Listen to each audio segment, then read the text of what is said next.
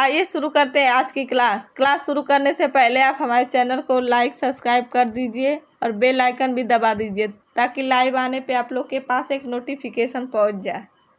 और अपने अपने ग्रुपों में शेयर भी कर दीजिए ताकि हमारे चैनल से ज़्यादा लोग जुड़ सकें। आज की क्लास हिंदी पैडागॉजी, हिंदी भाषा शिक्षण। आज का पहला प्रश्न, भाषा सीखने सिखाने की प्रक्रिया को रोचक और सौंदर्यपूर्ण बनाने में सर्वाधिक प्रभावित है। पहला ऑप्शन, कहानी कविता की पंक्तियाँ देखकर लिखना। दूसरा ऑप्शन, टीवी धारावाहिकों के नाम लिखना। तीसरा ऑप्शन, कक्षा के प्रिंट समृद्ध परिवेश का उपयोग। चौथा ऑप्शन, पाठ्य पुस्तक के अभ्यास। पहला ऑप्शन ये कह रहा है कि कहानी कविता की पंक्तियाँ देखकर लिखेगा तो बच्चा बार बार अभ्यास के माध्यम से लिखेगा। दूसरा ऑप्शन कह रहा है टीवी धारावाहिकों के नाम लिखना, बच्चा जो देखेगा उसका अनुकरण करेगा। तीसरा ऑप्शन कह रहा है कक्षा के प्रिंट समृद्ध परिवेश, तो प्रिंट परिवेश का मतलब होता है जैसा वातावरण होगा बच्चा वैसा ही सीखेगा, इसलिए इसका सबसे उचित ऑप्शन तीसरा सही होगा। चौथा ऑप्शन कह रहा है पाठ्य पुस्तक के अभ्यास, ये तो गलत है, ये तो याद करने दोहराने पे बल देता है। दूसरा प्रश्न, उन विज्ञापन को इकट्ठा कीजिए जो हाल ही के ठंडे पेय पदार्थों से जुड़े हैं। उसमें स्वास्थ्य और सफाई पर दिए गए ब्यौरों को छांटकर देखें कि हकीकत क्या है। यह प्रश्न डांट क्या कर रहा है। पहला ऑप्शन, बच्चों को ठंडे पेय पीने की प्रेरणा देता है। दूसरा ऑप्शन, बाहर की दुनिया को अत्यधिक महत्व देता है। तीसरा ऑप्शन, बाहर की दुनिया और कक्षा को जोड़ता है। चौथा ऑप्शन, बच्चों के लिए बहुत जटिल है। पहला ऑप्शन कह रहा है कि बच्चों के ठंडे पेय पीने की प्रेरणा देता है, मतलब हम जल को जितना संरक्षित करके रखेंगे बच्चे ठंडे पेय पदार्थ मतलब पीने की बात कराते हैं तो गलत है। दूसरा ऑप्शन कह रहा है कि बाहर की दुनिया को अत्यधिक महत्व देना है, ये भी गलत है। बाहर की दुनिया को अत्यधिक महत्व नहीं देगा, क्लास को भी महत्व और बाहर की दुनिया को भी महत्व देना चाहिए। तीसरा ऑप्शन कह रहा है कि बाहर की दुनिया और कक्षा को जोड़ता है, मतलब हमें एक एनसीएफ कहता है कि हमें स्कूली ज्ञान को बाहरी दुनिया से जोड़ना, तो इसलिए इसका सबसे उचित ऑप्शन तीसरा सही होगा, बाहर की दुनिया और कक्षा के तौर से जोड़ना। तीसरा प्रश्न, उच्च प्राथमिक स्तर पर भाषा शिक्षण का एक अत्यंत महत्वपूर्ण उद्देश्य है। उच्च प्राथमिक स्तर का मतलब कक्षा 6 से 8 तक की बात कर रहा है। पहला ऑप्शन, समस्त हिंदी साहित्यकारों से परिचित कराना। दूसरा ऑप्शन, समस्त हिंदी साहित्यकारों से परिचित कराना। तीसरा, व्याकरण के नियम सिखाना और प्रयोग करवाना। चौथा ऑप्शन, विभिन्न कार्य छात्रों से जुड़ी प्रयुक्तियों से परिचित कराना।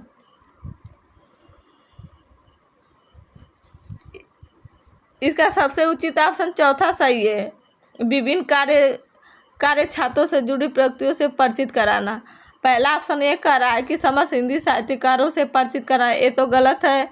दूसरा ऑप्शन कह रहा है कि समस्त हिंदी साहित्यकारों से परिचित कराना, हिंदी मतलब निगेटिव वर्ड है इसमें। और तीसरा ऑप्शन कह रहा है कि व्याकरण के नियम सिखाना प्रयोग करना, ये भी गलत है।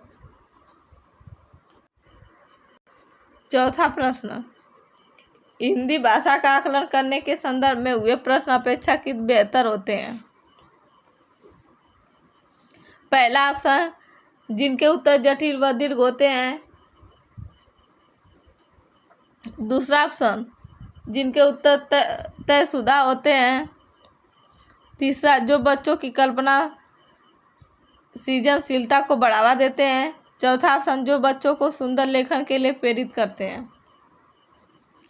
पहला ऑप्शन कह रहा है कि जिनके उत्तर जटिल व दीर्घ होते हैं। जटिल का मतलब कठिन होता है, दीर्घ का मतलब अत्यधिक लंबा। और दूसरा ऑप्शन ये कह रहा है कि जिनके उत्तर तयशुदा होते हैं, मतलब दूसरा ऑप्शन कह रहा है कि जिनके उत्तर पहले से तय होते हैं। तीसरा ऑप्शन, जो बच्चों की कल्पना सृजनशीलता को बढ़ावा देते हैं, यही ऑप्शन सबसे उचित है, तो इसलिए इसका तीसरा ऑप्शन सही होगा। पांचवा प्रश्न, एक व्यक्ति ने पूछ लिया, कैसा है वह मुरली वाला, मैंने तो उसे नहीं देखा। क्या वह पहले खिलौने भी बेचा करता था? एक पाठ का यह अंत पढ़ने के दौरान डांट डांट के विशिष्ट संदर्भ में सर्वाधिक महत्वपूर्ण है। पहला ऑप्शन अनुतान, दूसरा ऑप्शन लिखने, तीसरा ऑप्शन उच्चारण, चौथा ऑप्शन अवबोध। पहला ऑप्शन का रहा अनुतान। अनुतान का मतलब होता है उतार चढ़ाव।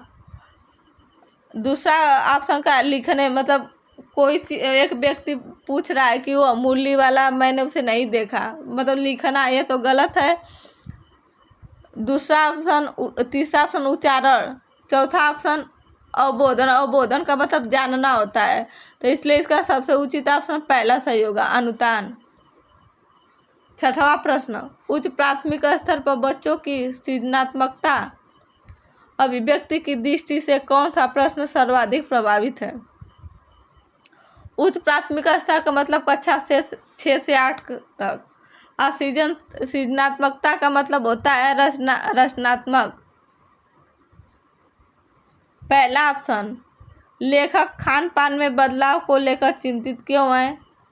दूसरा ऑप्शन, घर में बातचीत करके घर में बने पकवानों के बनने की प्रक्रिया बताएं।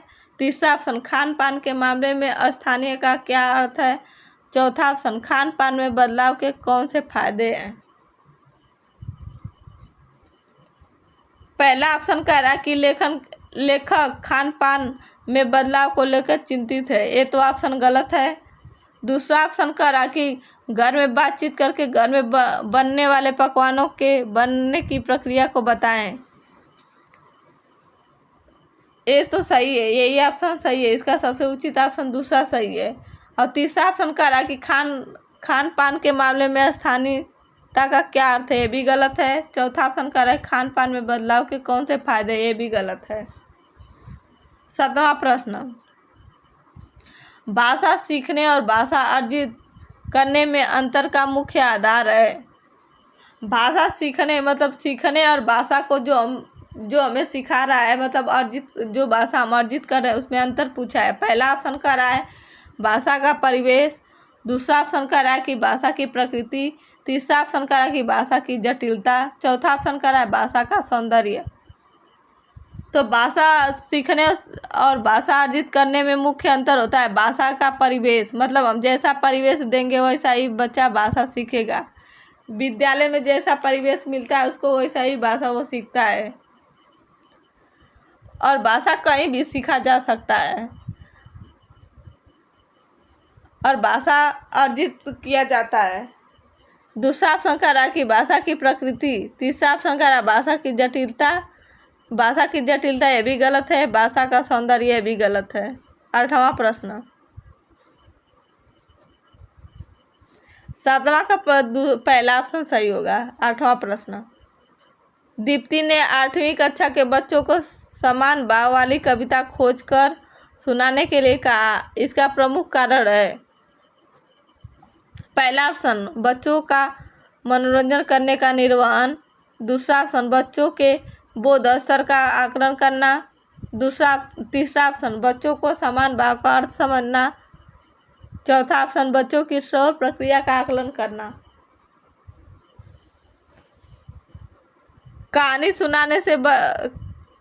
कहानी कविता खोज करने से बच्चों का तर्क शक्ति बढ़ता है, इसलिए दूसरा ऑप्शन उचित होगा, बच्चों के बोध स्तर का आकलन करता है।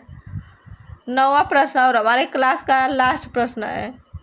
NCF मतलब राष्ट्रीय पाठ्यचर्या की रूपरेखा 2005 भाषा को बच्चों के डांट का सबसे समृद्ध संसाधन मानती है।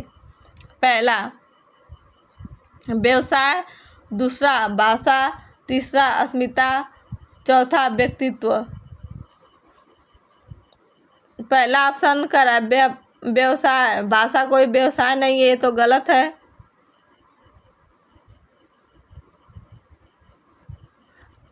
दूसरा भाषा, ये तो तीसरा अस्मिता, ये भी गलत है। चौथा भाषा व्यक्तित्व है, मतलब पर्सनालिटी, जैसा बच्चे का पर्सनालिटी होता है वैसा ही भाषा वो सीखता है। आज का क्लास हमारा कैसा लगा आप लोग लाइक सब्सक्राइब कर दीजिए और बेल आइकन भी दबा दीजिए और अपने अपने ग्रुपों में शेयर कर दीजिए। Thank you.